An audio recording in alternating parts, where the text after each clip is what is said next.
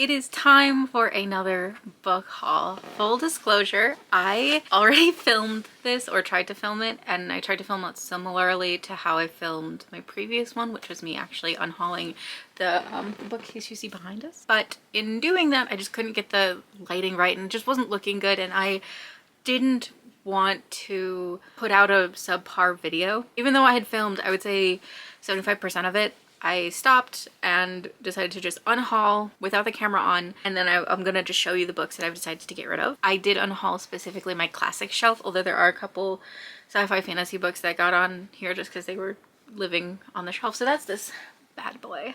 And I do plan to do a not super in-depth, but a more in-depth bookcase tour of specifically the classics.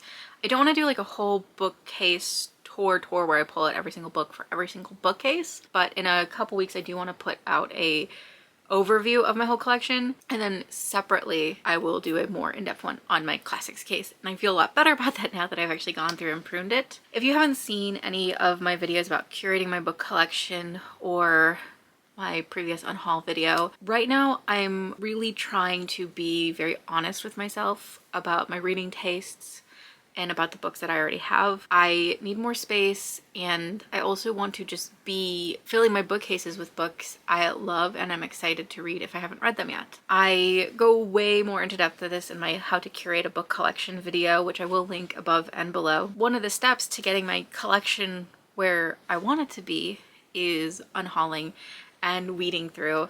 I think you compared it to gardening, you know, pulling out the stuff that just doesn't bring me joy anymore, or has kind of maybe withered and died on the shelf. And so that's what I did.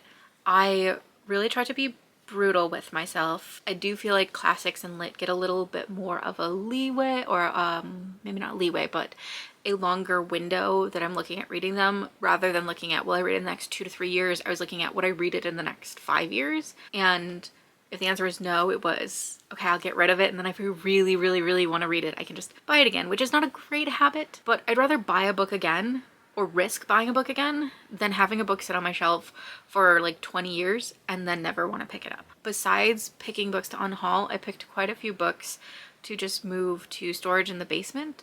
They're books that maybe I have another edition on the shelf already, or I liked but didn't love but don't want to get rid of.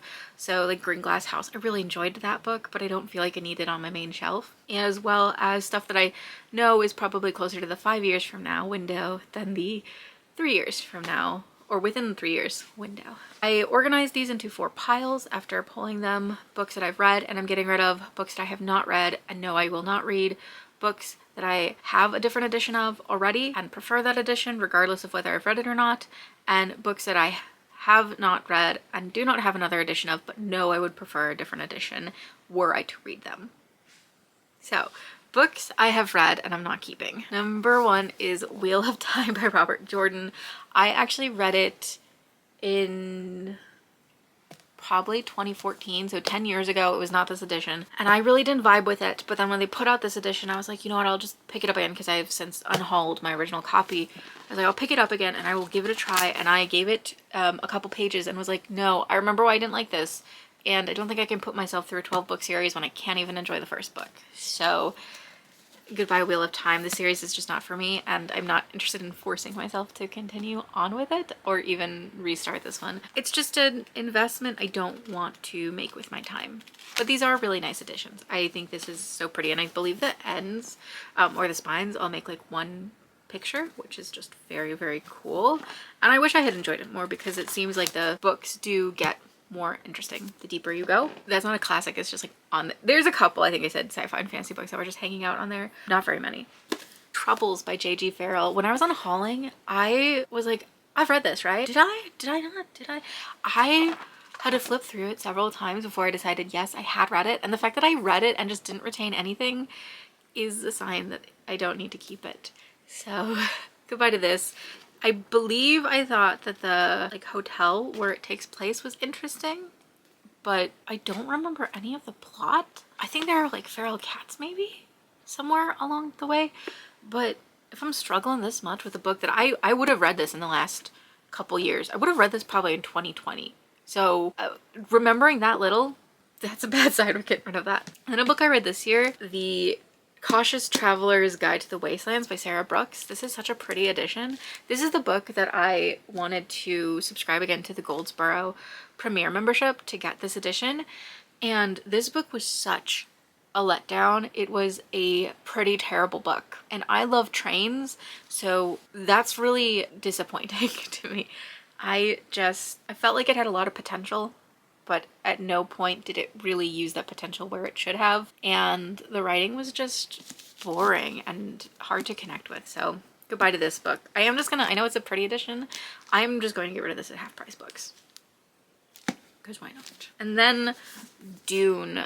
I read this 2017, 2018-ish because I'd had a college roommate who this was her favorite book at the time, which I can't relate. I read it, I thought it was fine enough. I had a lot of problems with it, particularly the ending, and particularly the fact that it was a lot of like telling, no showing, and would skip over like major events and just be like, and this is what happened. I was like, well, I just want to see it. I did like the film though, and I'm glad I read the book, although I do think if you watch the film, watch part 1, read the book, watch part 2. I think that's the best way to go through it. I just don't ever plan on reading this book again, and I don't need to keep it.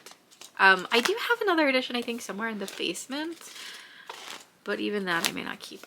I'm never gonna pick this up again. I'm not interested. I'll get it from the library if I really need it for some reason. Now, books that I haven't read and know I'm not gonna read. Jumping immediately off of that, we have Dune, Messiah, and Children of Dune. I bought these because I was so optimistic after loving the film. I was like, maybe I will give it another try. I'm not. I'm done deluding myself. I don't need them. I'm gonna just get rid of them. Egypt by John Crowley. I think I just got this because it's part of the Fantasy Masterworks, and at that time I was like, I gotta collect them all. That is not the mindset I have anymore for most collectible series because they're just so big. This one specifically does not sound interesting, so I don't know why this was one of the first ones and only ones I actually ended up buying. It's about Egypt, which is fine, but not really my cup of tea. And it wasn't even my cup of tea really in middle school either. I was never an Egyptology kid. I liked learning about it, but I wasn't like seeking it out, and so I have no interest in this. I would be shocked if I ever tried to pick that up again. Then I have Spring Snow by Yukio Mishima. I kept convincing myself I was going to read this, even though more and more it just sounds less interesting to me. And then I read half of The Sailor Who Fell from Grace with the Sea, and that was also by Mishima, right? I'm not just like fucking making that up. Yeah, no, that is also by Mishima. And I only got halfway through the book. I do plan to pick that one up at a different point in my life, but I just couldn't handle it, and I didn't like the writing enough to want to try other things Mishima has written, so it's a for sure no. And this is also part of a series, so I don't want to commit to a series. Then we have 2, 3, 4, 5. We have 5 NYRBs. I do love the NYRB press. I have 2 noir-ish stories, and that's Fatale by Jean-Patrick Manchette and Black Wings Has My Angel by Elliot Chase. I bought them because they were on sale. I do remember that. However, I don't know why, because it was most of the NYRB list was on sale. And I don't know why I went with these, because I like noir films, but I don't like that in writing. So I must have been thinking I would try them. No, I won't. I was really optimistic. Then there's More Durban by J.F. Powers. This is, I believe, a comical novel. Yes, it says The Hero of J.F. Powers comic masterpiece. I just am not interested in this one anymore, and while it sounds interesting enough, I think if I just didn't read it ever, I think I would be fine. And I think if I get rid of it, and I am getting rid of it, I will forget I ever owned it. And I think that's fine. And then, oh my gosh, these are recommended to me by a friend, so I hope she doesn't watch this, but if she is, I'm so sorry. I just really don't think I'm going to read these ever. They don't really interest me. They're World War II novels, and I'm not really that interested in World War II novels. They don't really do anything for me. That's not a period of history that I am interested in outside of educational, and so I'm getting rid of them. I'm so sorry if you're watching. But that is The Fox in the Attic and The Wooden Shepherdess by Richard Hughes. They're just not for me. They don't sound interesting. I bought them because I was like, my friend loves them and maybe I'll give them a try and love them. But every time I think about picking them up, I just dread it. And so it's okay. We have other books we read in common. Then I have Ludmilla, or McGrady and Ludmilla by Alistair Gray. I picked this up because Poor Souls was doing so, where people were talking about Poor Souls, and I was at a Half Price Books and I saw this and I was like, oh perfect, I'll just try this one and see if I like it. It is really short. It's also Canongate. I like how all their spines kind of match. It's another publisher that I really enjoy the aesthetic of their books, but I am just actually not interested in this. I'm not interested in Poor Souls either. It's just, I don't think he's a writer for me, and that is okay. I think I got it for like $2, so no loss.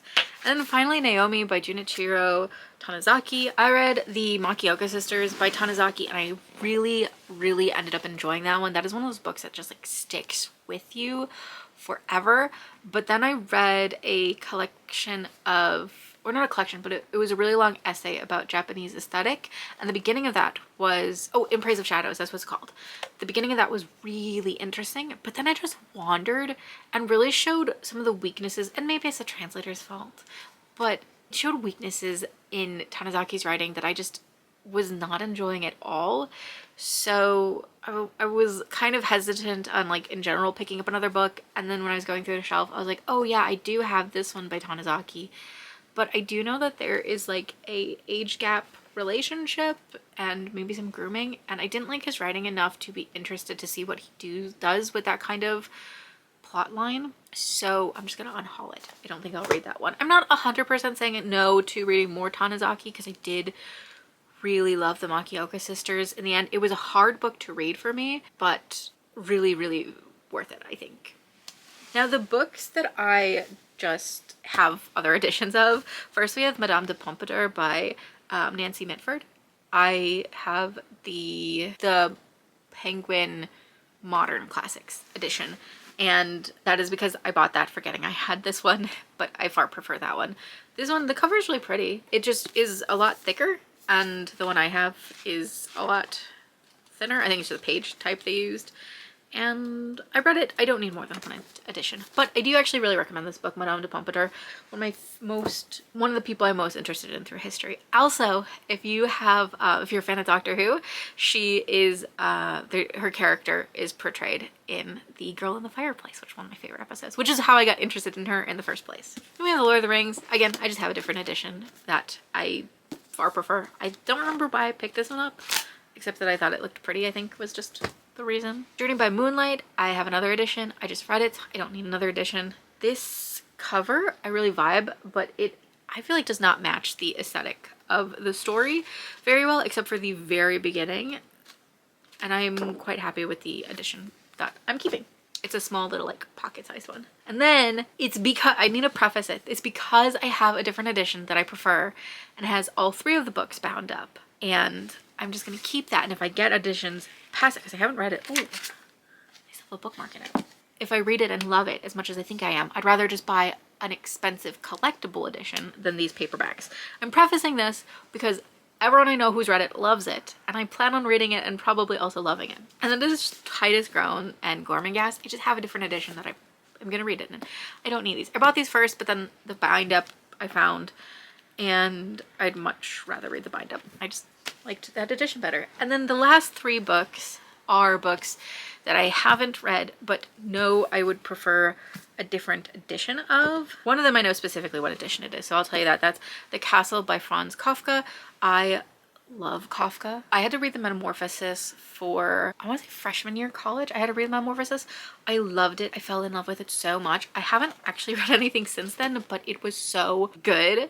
And I do want to read more of him. However, the just the regular American paperback editions that I see on the shelves actually looks like a more annotating friendly edition, and I'd want to annotate, I think. And I also don't really like, you may not be able to, oh yeah, there we go. It's just shiny.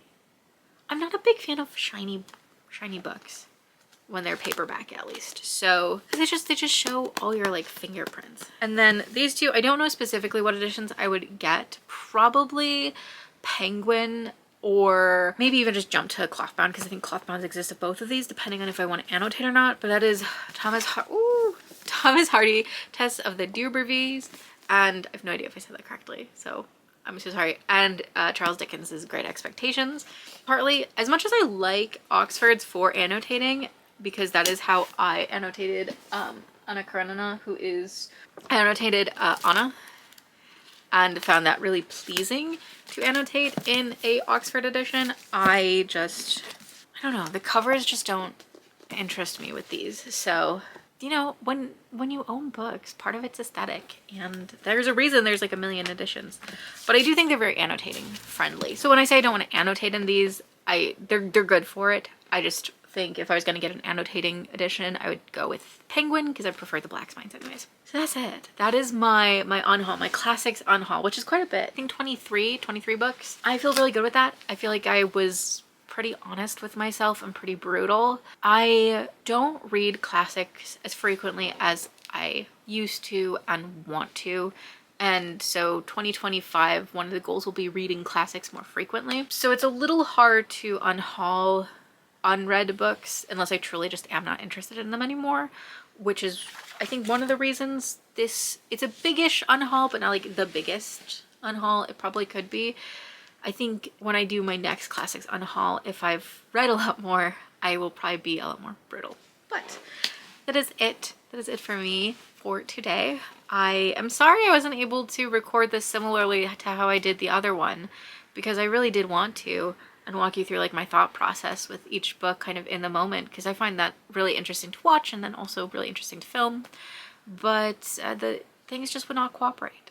So this is the compromise, and this was still fun. I am so glad to be able to talk to you about it, and I would love to talk about these books. Feel free to try to convince me. I know in my last video, my last unhaul, in between filming and posting, one of the books that I had been planning to unhaul, I had reason to keep. I don't think that's going to be the case with any of these. I would be absolutely shocked.